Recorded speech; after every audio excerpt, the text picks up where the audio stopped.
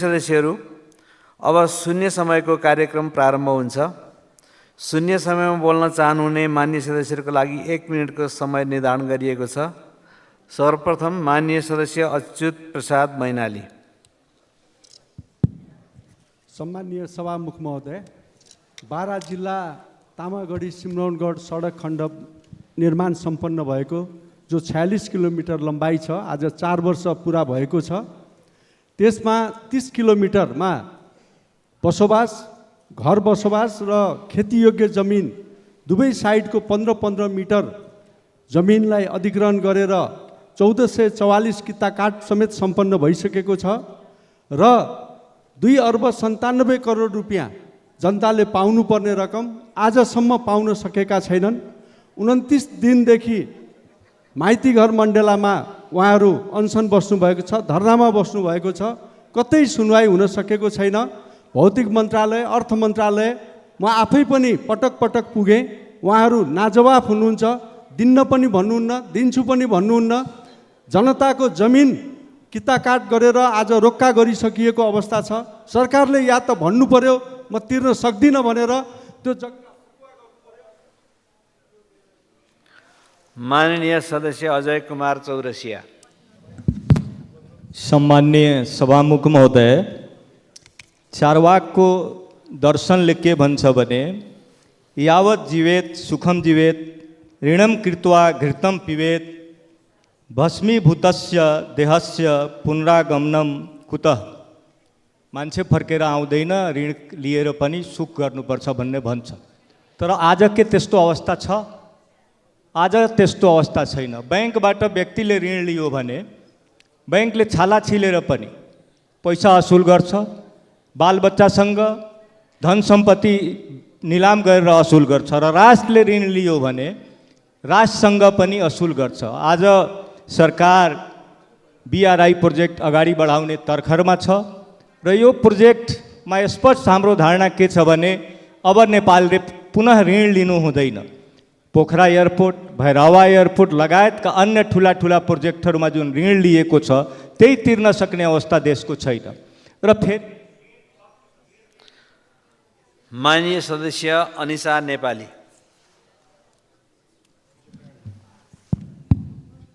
सम्माननीय सभामुख महोदय, विकासको नाममा विनाश हुँदैछ। हिमाली पहाडी जिल्लाहरूमा जथाभावी रूपमा बाटो खन्ने नाउँमा स्मरणीय ठाउँहरू भत्काउने, पानीका मूलहरू सुक्ने, नदी नाला प्रदूषित हुने, वनजङ्गल ध्वस्त पार्ने, सार्वजनिक जग्गा अतिक्रमण गर्ने प्रवृत्तिलाई राज्यले रोक्नुपर्छ। सभामुख महोदय, वैज्ञानिक बस्ती विकास, भूप्रयोग र वातावरण संरक्षण गर्नको लागि अव्यवस्थित बस्ती नागरिकलाई व्यवस्थित ठाउँमा राख्न र वातावरण ह्रासले अर्थतन्त्रको उद्वेलन साथै कृषि, पर्यटन, उद्योग धन्दाको विकासमा आम नागरिकको स्वास्थ्य, शिक्षा लगायत धेरै कुरामा असर परेको छ। त्यसैले दिगो सन्तुलित र वातावरण तयार गरी विकासको स्वदेशी मोडेल तयार गरी देशको रूपान्तरणका लागि 40-50 वर्षको ध्यानमा राखेर नवीन समझदारीका साथ बस्ती विकास, भूप्रयोग, वातावरण संरक्षण नीतिलाई उच्च प्राथमिकतामा राखी कार्यान्वयन गर्न म सभामुखज्यू मार्फत सरकारको ध्यान आकर्षण गर्न चाहन्छु। धन्यवाद। माननीय सदस्य अब्दुल खान।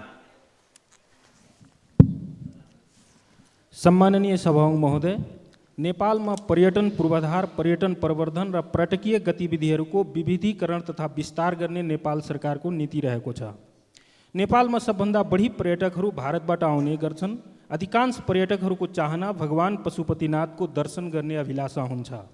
धार्मिक पर्यटकहरूको निम्ति आवश्यक बासको व्यवस्थापन र गुणस्तरीय शाकाहारी भोजनको व्यवस्थापनका साथै आवश्यक चाहिने भाषा सहितको गाइड गर्ने जनशक्ति र शान्ति सुरक्षा प्रवर्धन मिलाउन ठोस योजना बनाउनुपर्छ।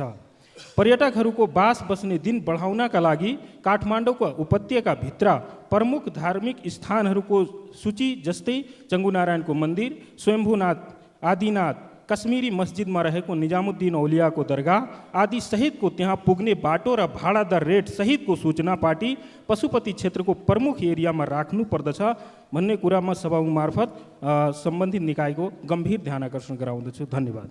माननीय सदस्य अमन लाल मोदी। सामान्य सभामुख महोदय, नेपाल सरकारले विपन्न गरिब साथै लक्षित वर्ग परिवारलाई स्वास्थ्य बिमा कार्यक्रम लागू गरेको छ, जसमा प्रत्येक वडामा एकजना स्वास्थ्य बिमा गर्ने कर्मचारी भनौँ, कर्मचारी जस्तो पनि होइन, सुविधा पनि पाएका छन्। त्यसमध्येमा घर घरमा गई आफ्नै सवारी साधन प्रयोग गरी उहाँहरूले बिमा दर्ता गर्ने गरेको छ। ती दर्ता गर्ने सहयोगीहरूलाई पहिले चाहिँ 1% आयकर लाग्थ्यो भने अहिले 15% आयकर लागू गरिदिएको छ, जो उनीहरू कुनै किसिमको सुविधा नपाएको कारणले 15% करलाई हटाई आयकरलाई हटाई 1% लागू गरिदिनको निम्ति विशेष अनुरोध गर्न चाहन्छु। साथै स्वास्थ्य बिमा कार्यक्रम अन्तर्गत लक्षित वर्गको प्रिमियम 3 वर्षदेखि सरकारले तिरेको छैन, तसर्थ स्वास्थ्य बिमा बोर्डलाई तुरन्त त्यो रकम दिनको निम्ति विशेष अनुरोध। साथै अर्को एउटा महत्त्व, सामाजिक सुरक्षा भत्ताको लागि राष्ट्रिय परिचय पत्र अनिवार्य गरेको छ। कि त घर घरमा पुर्याइदिने व्यवस्था गर्नुपर्ने पर्यो, या त वृद्ध या ज्येष्ठ नागरिक या अपाङ्गता भएका व्यक्तिहरू जो पहाड र हिमालमा जानै सक्दैन सरकारी कार्यालयमा, ती मान्छेहरूलाई घर घरमा चाहिँ राष्ट्रिय परिचय। माननीय सदस्य अमरबहादुर थापा। सम्माननीय सभामुख महोदय, गत वर्ष जाजरकोटमा गएको भूकम्पबाट प्रभावित जनताहरूलाई अहिलेसम्म पनि त्यसको व्यवस्थापन गर्न सकिएको छैन, गरेको छैन सरकारले, र तत्काल कठै भन्ने मात्रै काम हुने भयो र त्यसको मलमपट्टी गर्ने काम भइरहेको छैन। र त्यही भूकम्पले प्रभावित जाजरकोट, बारेकोट र जाने नौमुले र भगवती माई जाने वरि र परि ठाउँ हुनाले त्यसका प्रकम्पले दैलेखको जाने 2टा पालिका विशेष प्रभावित भएका थिए। त्यो प्रभावित गाउँपालिकाहरूलाई अहिलेसम्म सरकारले लिस्ट तलबाट पठाइएको छ, त्यसको जाने के हो भन्ने कुराको पहिचान गरेको छैन र अन्य छिमेकी जिल्लाहरूमा त्यो व्यवस्थापन गरेको छ भने दैलेख जिल्लामा प्रभाव जाने सबैमा पर्यो, तर विशेष गरेर जनता जाने सडकमा बस्नुपर्ने कारण आवश्यक पर्ने अवस्था सिर्जना दैलेखमा पनि भएको थियो। त्यसको लागि सरकारको ध्यान आकर्षण गराउन चाहन्छु। र माननीय सदस्य अमरबहादुर रायमाझी। सम्मान्य सभामुख महोदय, राष्ट्रिय परिचय पत्र तथा पञ्जीकरण विभागद्वारा सबै नेपालीलाई फोटोसहितको कार्ड प्रयोग गर्नु अनिवार्य व्यवस्था गरिएको छ र 28 जिल्लामा यो कार्यक्रम सुरु भएको छ। नागरिकता ऐनको दफा 7 को कमा गैर आवश्यक नेपालीले नागरिकता लिने व्यवस्था गरिएको छ। उक्त ऐनमा भनिएको छ, ऐनमा तोकिए बमोजिमको आवश्यक प्रक्रिया पूरा गरेपछि विदेशी मुलुकमा नागरिकता प्राप्त गर्ने व्यक्तिले आर्थिक, सामाजिक र सांस्कृतिक अधिकार सहितको उपयोग गर्ने गरी नेपाली नागरिकता प्राप्त गर्न सक्नेछ भनिएको छ। अहिले राष्ट्रिय परिचय पत्रको फोटो खिचिरहँदाखेरि गैर आवश्यक नेपालीहरूले यो फोटो खिच्ने अवसर प्राप्त गर्नुभएको छैन। उहाँहरूलाई अब यो आर्थिक, सामाजिक र सांस्कृतिक अधिकार उपयोग गर्नको निम्ति नेसनल आइडी कार्ड आवश्यक पर्ने हो कि नपर्ने, यो कुनै पनि व्यवस्था नभएको हुँदा उहाँहरूले माननीय सदस्य अर्जुन नरसिंह केसी।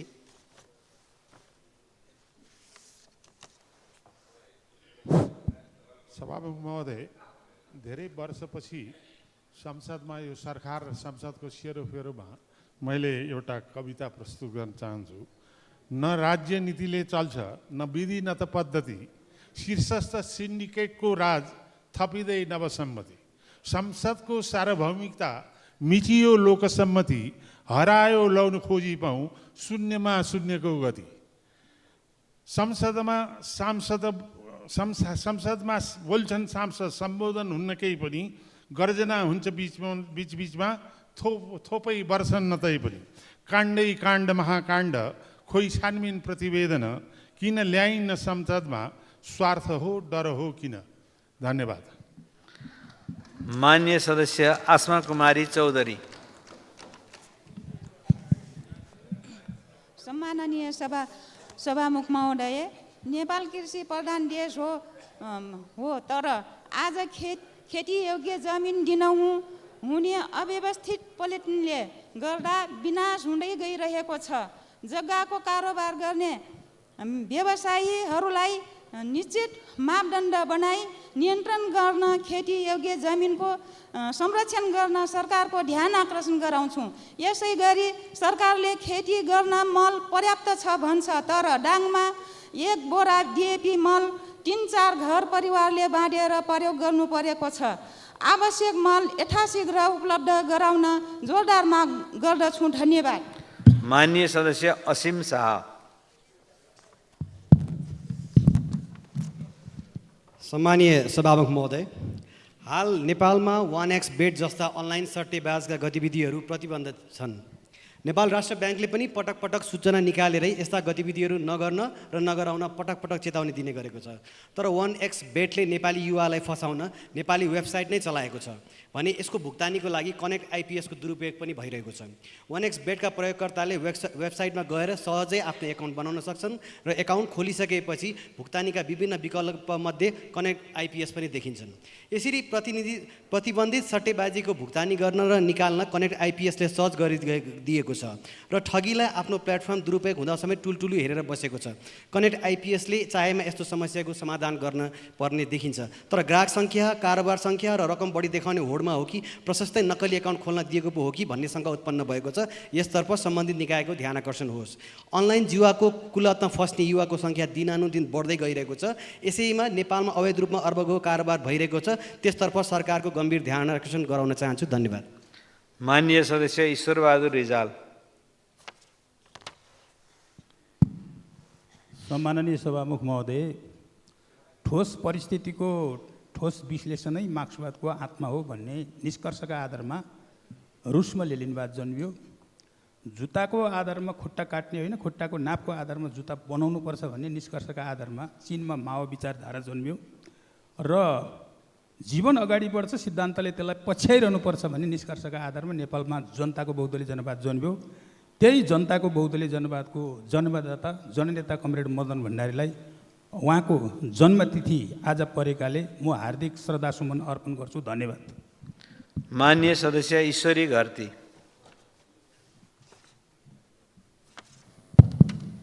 सम्मान्य सभामुख महोदय, आज जननेता स्वर्गीय मदन भण्डारीको 73औं जन्म जयन्तीको सन्दर्भमा उहाँप्रति भावपूर्ण श्रद्धाञ्जली अर्पण गर्दछु। सभामुख महोदय, भोलि असार 15 गते राष्ट्रिय धान दिवस। चालु आबको 11 महिनामा नेपालले 20 अर्ब बराबरको धान, चामल र धानको बिउ आयात गरेको छ। एक दिन खेतमा तमासा देखाएर मात्र उपलब्धि हुँदैन।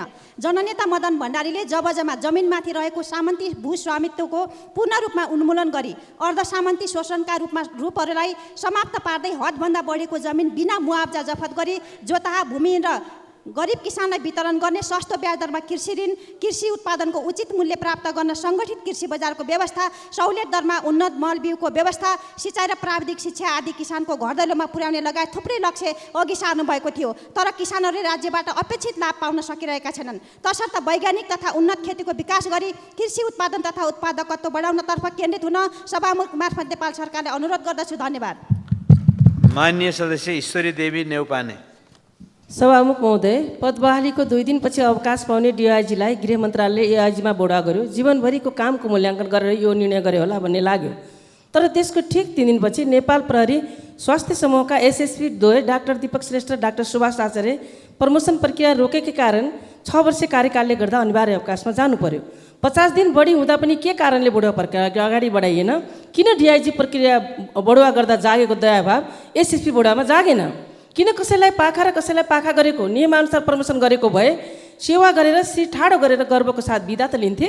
निराश र अपहेलित भए महसुस त गर्नुपर्ने थिएन। कहाँनिर भयो सबैलाई न्याय? प्रहरीभित्रै ठाडो हस्तक्षेप भयो भनेर भन्न मिल्ने कि नमिल्ने? विधि र प्रक्रिया मुखले भने तर काम आफ्नोलाई छान्ने हो। सभामुख महोदय, यो एउटा प्रतिनिधि घटना मात्र आयो हो, सुन्नमा आएको छ। प्रहरी सङ्गठन बेतिथि आतङ्कित र थिलो हुँदैछ। सभामुख मार्फत गृहमन्त्रीज्यूलाई प्रश्न छ, सङ्गठनमा प्रहरीले हस्तक्षेप गर्दैन, स्वतन्त्र पूर्वक सङ्गठनले काम गर्छ भनेको यही हो? मन्त्रीजीको दयाभाव जाग्दा माथेमा, नजाग्दा पुरपुरमा हात। धन्यवाद। माननीय सदस्य उदय शमशेर जवरा। सभामुख महोदय, काठमाडौँ निजगढ जोड्ने फास्ट ट्र्याक बाटोमा तीव्र गतिमा अहिले काम भइरहेको छ। तर 0 पोइन्ट खोकनामा राखिएको छ। खोकनामा धेरै समयदेखि त्यहाँ विवाद आएको छ। खोकनाका नागरिकहरूले 0 पोइन्ट त्यहाँ राख्न हुँदैन भनेर माग गरिरहेको छ। ललितपुर महानगरपालिकाले पनि महानगरभित्र 0 पोइन्ट राख्न आवश्यक छैन भन्ने किसिमको पत्र गृह मन्त्रालयमा पठाइसकेको छ र गोदावरी नगरपालिका वडा नम्बर 8 डुकुछापका नागरिकहरूले आवश्यक परे भने 0 पोइन्ट डुकुछापमा राखे हुन्छ भन्ने किसिमको माग गर्दै आएको छ। अहिले कार्यदल पनि बनेर रिपोर्टहरू रक्षा मन्त्रालयले एउटा रिपोर्ट बनाउन 0 पोइन्टको बारे रिपोर्ट बनाउन एउटा कार्यदल गठन गरेको छ। त्यसको परिस्थिति के छ भन्ने जानकारी सरकारले जानकारी गराइदिनु म माग गर्न चाहन्छु। धन्यवाद। जय नेपाल। माननीय सदस्य उमरावती देवी।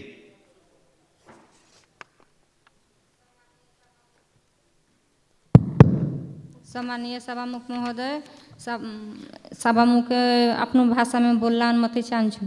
म काठमाडौँमा कामलामा धान रोप के राष्ट्रीय धान दिवस मनाउँछु। वो धान दिवस मनावला से किसान के हौसला ना बढ़ी। अपनो मधेश में 3 तह के सरकार लगाई, सपई जाके धान रोपे के पड़ल, तब सरकार किसान के हौसला बढ़ी, सरकार के ध्यान आकर्षण करावती। धन्यवाद। माननीय सदस्य उर्मिला माझी।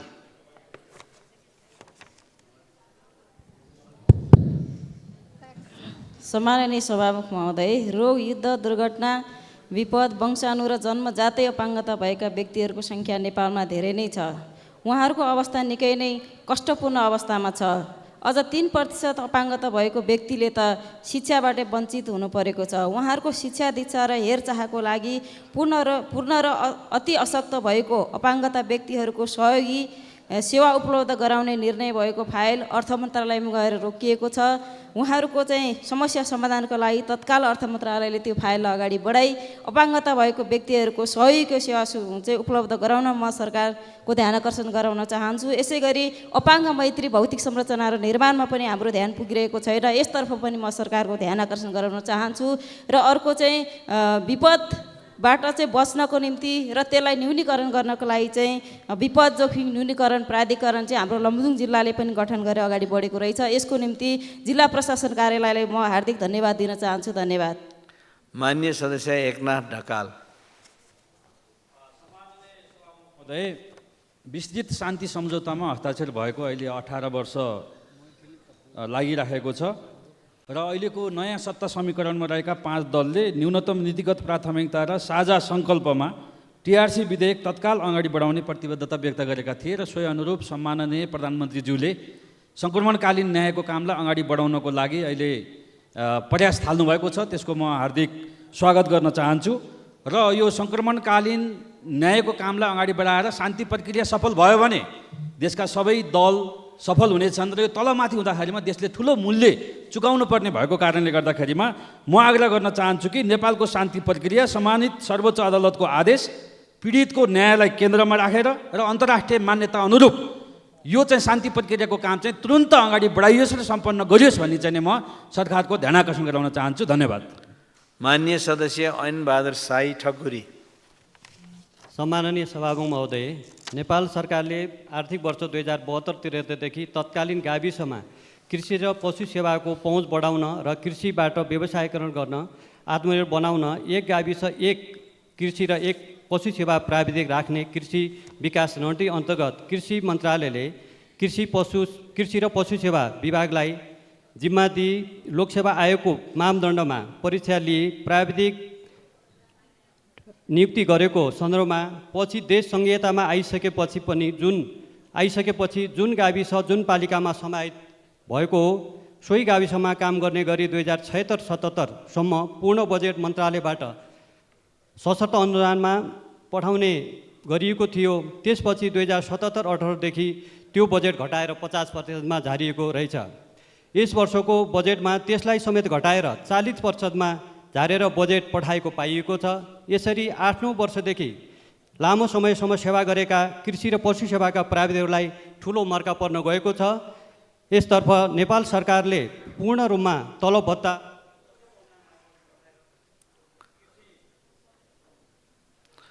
माननीय सदस्य कुसुम देवी थापा। सम्माननीय सभामुख महोदय, हिजो मात्र यासीको नतिजा प्रकाशित भएको छ। उत्तीर्ण हुने सम्पूर्ण भाइ बहिनीहरूलाई बधाई दिन चाहन्छु। ताप्लेजुङको 68 विद्यालयमध्ये 23 विद्यालय नील बने। त्यस्तै मेरो रुकुम पूर्व जिल्लाबाट 27% मात्रै पास हुन सफल भएका छन्। देशको आर्थिक विकास भनेको मानव संसाधनलाई सबल सक्षम बनाउनु पनि हो।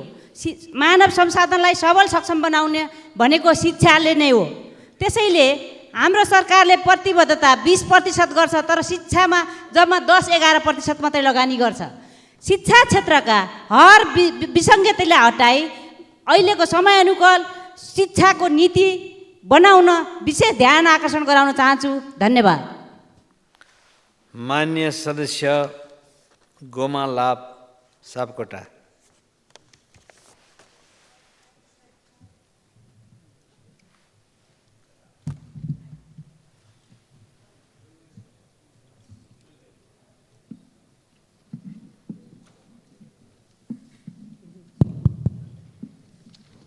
सम्माननीय सभामुख महोदय, हिजो मात्रै प्रकाशित भएको एसई परीक्षामा उत्तीर्ण हुने सम्पूर्ण हाम्रा विद्यार्थी भाइ बहिनीहरूलाई धेरै धेरै बधाई तथा उज्जवल भविष्य र उत्तर प्रगतिको लागि हार्दिक शुभकामना दिन चाहन्छु। त्यसै गरी देशका विभिन्न जिल्लाहरूमा बाढी पहिरो र चट्याङमा परि आफ्नो ज्यान गुमाउन भएका सम्पूर्ण आमा बुबा दाजुभाइ तथा दिदीबहिनीहरूप्रति हार्दिक श्रद्धाञ्जली व्यक्त गर्न चाहन्छु। साथै उहाँहरूका परिवार र शोकाकुल परिवार र आफन्तप्रति गहिरो संवेदना व्यक्त गर्दै सरकारद्वारा उहाँहरूलाई छिटोभन्दा छिटो राहत सामग्री क्षतिपूर्ति पठाइयोस् भन्ने म सभामुख महोदय मार्फत सरकारको गम्भीर ध्यान आकर्षण गराउन चाहन्छु। धन्यवाद। माननीय सदस्य गङ्गाराम चौधरी। सम्माननीय सभामुख महोदय, यस वर्षको मनसुन सुरु भई बाढी पहिरोले अधिकांश धनजनको क्षति भइसक्यो। मृतक प्रति हार्दिक श्रद्धाञ्जलीका साथ मृतक परिवारप्रति संवेदना प्रकट गर्न चाहन्छौँ। तर यस विषयमा सरकार मौन छ। यस्तो बाढीको समयमा झन् कैलाली जिल्ला भदनी नगरपालिकाभित्र रहेका सुरक्षित घर तहरा बनाई बसेका बस्तीलाई उठाउनुप्रति जिल्ला वन डिभिजन कार्यालयप्रति खेद प्रकट गर्न चाहन्छौँ। बस्ती उठाउनै पर्ने भए वर्षापछि उठाउँदा उचित हुने थियो। सभामुख महोदय, अर्को विषय, जन्मजात तथा घटनामा अपाङ्गता भएको व्यक्ति र माओवादी द्वन्द्वकालमा द्वन्द्व पीडितबाट अपाङ्गता भएको व्यक्तिहरूमा किन भेदभाव? कसैलाई मासिक भत्ता 25,000 र कसैलाई 4,000 मात्र? वास्तविक पीडितले यो विभेद भएन र? सम्मान्य सभामुखज्यू, अपाङ्गतालाई पनि राजनीतिक पहुँचको आधारमा विभेद किन? सम्मान्य प्रधानमन्त्रीज्यूलाई मेरो प्रश्न। धन्यवाद। मान्य सदस्य चन्दा कार्की भण्डारी। सम्मान्य सभामुख महोदय, नेपालमा हरेक वर्ष विपदजन्य घटनाबाट ठुलो जनधनको क्षति हुँदै आएको छ। 2072 सालमा गएको भुइँचालोले अझै हामीलाई झस्काइरहेको छ। जाजरकोटमा भूकम्प गएको 8 महिनापछि पनि 1500 परिवार अझ त्रिपालमुनि छन्। हालैको भारी वर्षाले 151 विपदजन्य घटनामा 32 जनाको मृत्यु भइसकेको र करोडौँ सम्पत्ति नष्ट भएको छ। नागरिकको जीवधनको रक्षा राज्यले नै गर्नुपर्छ। तसर्थ यस्ता विपदको जोखिम न्यूनीकरण गर्न विपदको पूर्वानुमान र पूर्व तयारीको सूचना प्रवाह गर्ने प्रणालीलाई प्रभावकारी बनाऊ। तिनै तहका सरकारले आपसी समन्वयमा आपतकालीन योजना बनाई उद्धार, राहत र पुनर्स्थापनाका तालिम र ड्रिलहरू गर्ने कार्यक्रम सञ्चालन गरौँ। उद्धार कार्यमा सेनालाई प्राथमिक र सशस्त्र प्रहरी तथा नेपाल प्रहरीलाई सहायक उद्धारकर्ताको रूपमा प्रयोग गर्न, राहत वितरणमा एकद्वार प्रणाली अपनाउन र पुनर्स्थापना कार्यमा छिटै निर्माण गर्न मिल्ने पूर्वनिर्मित घरहरूको अब व्यवस्था गर्न सरकारले काम गरोस्। हाल राज्यमा 8,000 टन मात्रै खाद्यान्न मौजदात रहेकोमा आपतकालीन उपकरण, औषधि, खाद्यान्न जस्ता। माननीय सदस्य डाक्टर चन्द्रकान्त भण्डारी।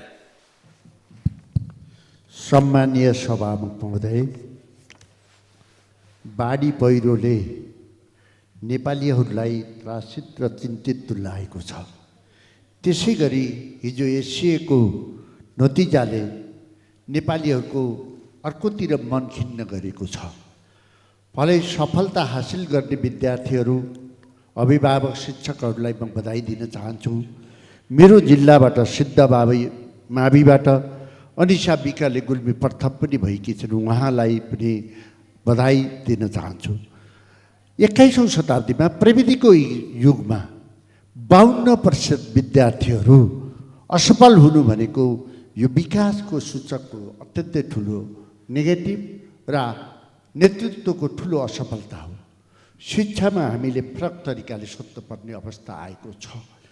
के 52% विद्यार्थीहरूलाई यत्रो समयको महत्त्व भएको बेलामा के गर्ने? अब उनीहरूलाई हामीले विभिन्न ट्रेनिङहरू दिनुपर्ने अवस्था, सरकारले सोध्नुपर्ने अवस्था आयो। त्यसकारण हामी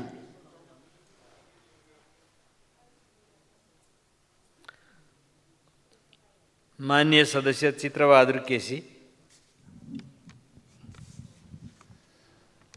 सभामुख महोदय,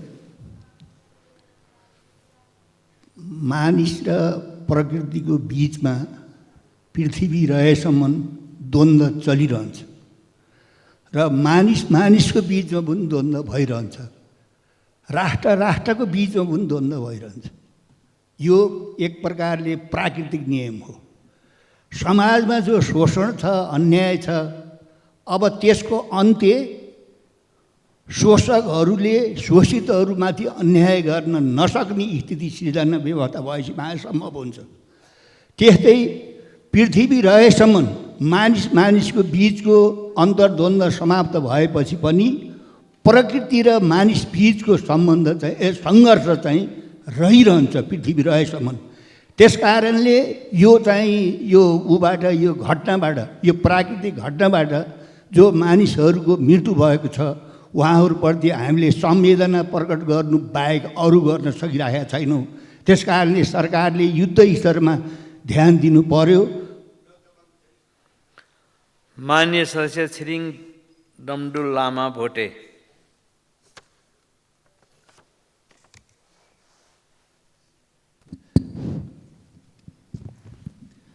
सभामुख महोदय, हुम्ला जिल्लाको मावि र सम्पूर्ण विद्यालयहरूमा पर्याप्त शिक्षकको दरबन्दी नभएको हुनाले त्यहाँको पठन पाठन निकै समस्या भएको हालैको नतिजाले पनि स्पष्ट पारेको छ। त्यसैले हुम्ला जिल्ला र को ती विद्यालयहरूमा शिक्षक दरबन्दी तत्काल चाहिँ व्यवस्था गरिदियोस् भनेर शिक्षा मन्त्री र नेपाल सरकारको ध्यान आकर्षण गर्न चाहन्छु।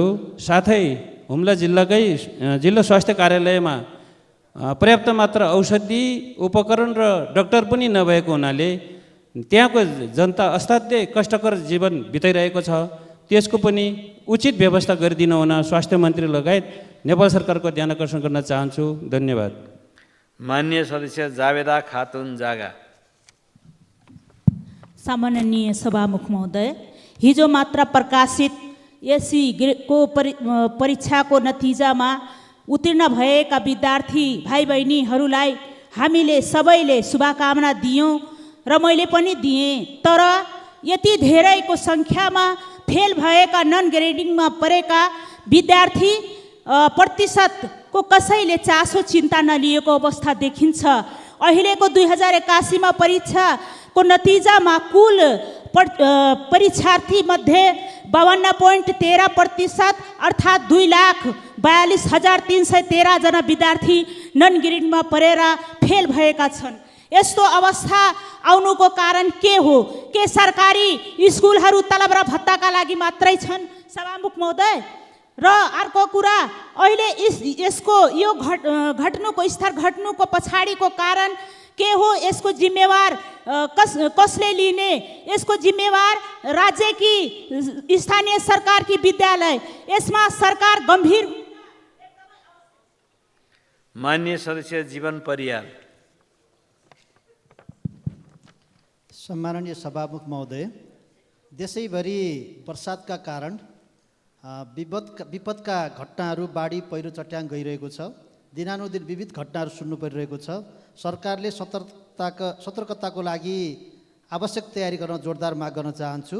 सभामुख महोदय, यसै सिलसिलामा यही मिति 2081 साल असार 12 गते राति गएको वर्षातका कारण कास्की जिल्ला पोखरा महानगरपालिका वडा नम्बर 27 आरूपाटा निवासी हरिबहादुर सुनारको घर पहिरोबाट क्षति हुँदा उनका 4 वर्षीय छोरा अनमोल सुनारको निधन हुन पुगेको छ। त्यसै गरी अनमोलकी आमा 27 वर्षीय ऋतु सुनार घाइते छिन् र उपचार भइरहेको छ। सोही घरमा सुतेका 2 जना अनमोलको पिता हरि सुनार र दिदी 9 वर्षकी अञ्जली सुनारको सकुशल उद्धार भएको छ। त्यस्तै कास्कीकै मादी गाउँपालिका वडा नम्बर 5 चितेपानी निवासी प्रकाश राणावाटको घर पहिरोबाट क्षति हुँदा उनका 13 वर्षीय आयुष्मा राणावाटको निधन हुन पुगेको छ। मृतक दुवै छोराछोरीप्रति भावपूर्ण श्रद्धाञ्जली अर्पण गर्न चाहन्छु। शोक सन्तप्त परिवारजनमा हार्दिक समवेदना प्रकट गर्न चाहन्छु। माननीय सदस्य जुली कुमारी महतो महासेठ। सम्माननीय सभामुख महोदय, जननेता मदन भण्डारीको 73औं जन्म जयन्तीको उपलक्ष्यमा उहाँलाई स्मरण गर्न चाहन्छु, श्रद्धासुमन भन्न चाहन्छु। सभामुख महोदय, हिजो मात्रै सार्वजनिक भएको यस वर्षको एसईको परिफलले देशलाई चिन्तित बनाएको छ। भविष्यका कर्णधारका रूपमा रहेका एसई दिने विद्यार्थीहरूमध्ये 52% अनुत्तीर्ण भएको खबरले मलाई मात्रै होइन सिङ्गो देशलाई चिन्तित बनाएको छ। हामीले लामो समयदेखि परीक्षा प्रणालीका बारेमा बहस गर्यौँ। पुरानो प्रणालीलाई बदलिनु पर्ने र परीक्षामा फेल भएर देशका युवा नागरिकको भविष्य अन्धकार भएको हेर्नुपर्ने अवस्थाको अन्त्यका लागि पटक पटक छलफल भए। सभामुख महोदय, घुमिफिरी रुम्जाटार भने झै फेरि आधा परीक्षार्थी फेल हुने कुराले देशको भविष्य कता जाला भन्ने देखिएको छ। अनुत्तीर्ण भएकाहरूलाई कसरी पुनः परीक्षा हलसम्म पुर्याउने भन्नेतर्फ सरकारको गम्भीर भएर सोच्नुपर्ने भएको छ, नत्र लाखौँ युवाको भविष्य अन्धकार हुने अवस्था हुन लागेको प्रतिमा सभामुख मार्फत सरकारको ध्यान। माननीय सदस्य टेकबहादुर गुरुङ। सम्मानीय सभामुख महोदय, पर्यटकीय हिसाबले महत्त्वपूर्ण मानिने नेपालको हिमाली जिल्ला मनाङ मुस्ताङ लगायतका हिमाली जिल्लाहरूमा विकास निर्माणको कामहरू सञ्चालन गर्न वर्षमा जम्मा 5-6 महिना मात्र अनुकूल हुन्छ। वर्षै पछि योजनाहरूमा विनियोजन भएको धेरै जसो बजेट फ्रिज हुने गरेको छ र उक्त बजेट फ्रिज हुन नदिनको लागि